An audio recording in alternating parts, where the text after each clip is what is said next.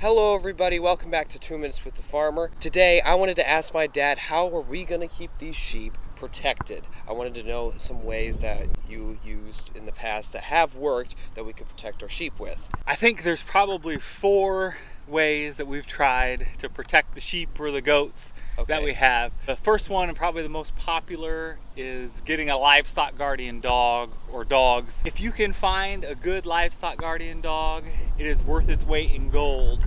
Yes. They are amazing animals, but finding a good one is difficult. And another drawback is you have to feed them.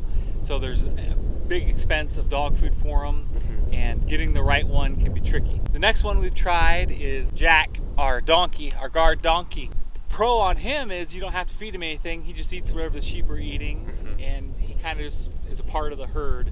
But if you have a pack of dogs or a pack of coyotes, one donkey probably It's iffy. He's not going to fend them all off. Third option would be to pen them up in a barn at night, put them in a dry lot, and that can work really well. It's probably your safest bet, but it's also the most expensive because you got to have a barn or you got to have a pen, and then you also have to clean it.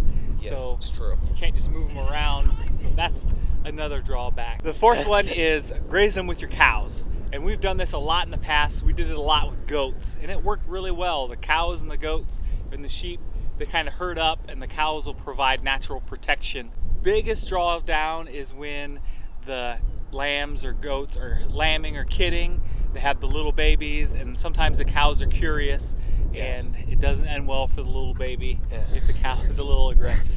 So those are the 4 ways. Each has a pro, each has a con. You kind of just got to do what works best for you on your farm. Yes, yeah, I completely agree with that. I also want to know, you've seen a lot of farmers in your days, you know. Yeah. You've had a lot of days, of course. Emotional damage.